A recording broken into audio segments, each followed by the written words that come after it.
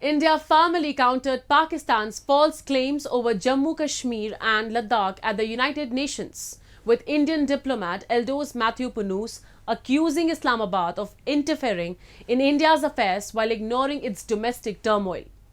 He highlighted the success of democratic elections in Kashmir, contrasting it with Pakistan's flawed military-controlled polls. Panus also called out Pakistan's persecution of minorities and reliance on terrorism, listing attacks orchestrated from its soil. India's response exposed Pakistan's hypocrisy and growing global isolation. A report. India would like to reiterate that Jammu and Kashmir and Ladakh are, were and will be an integral and inalienable part of India. At the United Nations, India hit back hard at Pakistan, dismantling its baseless claims about the Union territories of Jammu and Kashmir and Ladakh. Councillor Eldos Matthew Punus didn't hold back, accusing Islamabad of meddling in India's internal affairs while ignoring the mess within its own borders. Pakistan's permanent representative Munir Akram had labelled the recent Kashmir elections a sham at the UN Special Political and Decolonization Committee. But Punus dismissed these allegations as a case of the pot, calling the kettle black. Speaking at the General Assembly's Special Political and Decolonization Committee, Punus ripped through Islamabad's narrative, accusing it of hypocrisy and interference. It is ironic that a country which is infamous across the globe for state-sponsored terrorism and transnational crimes cast aspersions on the world's largest democracy. It has been Pakistan's consistent state policy to employ cross-border terrorism as a weapon against its neighbors. India showcased the success of recent elections in Jammu and Kashmir, held under the framework of the Indian Constitution, where more than 6 million voters exercised their democratic right. In contrast, Pakistan's elections in February 2024 were anything but democratic. Former Prime Minister Imran Khan, along with many of his allies, was imprisoned or disqualified. Violence marred the campaign, with the military exerting complete control over the process. Cell phone services were cut off to block voter mobilization, and independent media faced censorship. Given their tainted democratic record, Pakistan considers real democratic exercises as sham, as reflected in their statement. All countries speak from their experience. Sham elections, incarceration of opposition leaders, and suppression of political voices are what Pakistan is familiar with.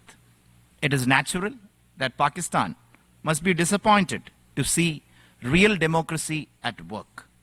It was only last week that election results were announced in Jammu and Kashmir.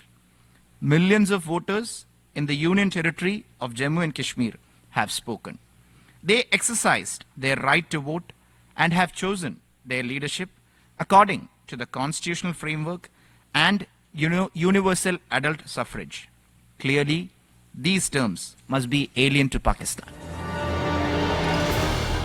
Punus also tore into the Pakistan's abysmal human rights record, highlighting abuses in Pakistan-occupied Jammu and Kashmir. He accused Islamabad of using brutal crackdowns to suppress dissent in the region.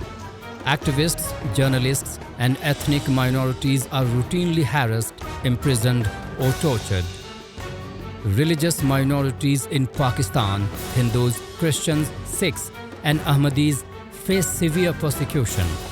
Forced conversions of minority girls remain rampant in Sindh and Punjab, with no intervention from law enforcement. Meanwhile, attacks on places of worship continue unchecked, reflecting the deeply rooted intolerance in Pakistani society. India also exposed Pakistan's continued reliance on cross-border terrorism, listing the numerous attacks orchestrated from Pakistani soil. These include the 2001 Parliament attack, the 2008 Mumbai terror attacks and repeated attacks on civilian markets and pilgrimage routes. The list of attacks orchestrated by Pakistan is indeed long. In India, they have targeted our parliament, marketplaces, and pilgrimage routes, among several others. Normal Indian citizens have been victims of such dastardly and inhumane acts by Pakistan. Religious and ethnic minorities and their places of worship are targeted and vandalized on a regular basis. It is important for Pakistan to first look inwards and set own house in order instead of meddling in the internal affairs of neighboring countries. Pakistan's obsession with India and their past practice corroborate that they will continue to use this august forum for spreading their malicious propaganda against my country. Pakistan has also been under international scrutiny for financing terrorist groups. Despite repeated warnings, the country continues to provide safe havens to extremist outfits like Lashkar-e-Taiba and Jaish-e-Mohammed, earning it a spot on the Financial Action Task Force grey list multiple times.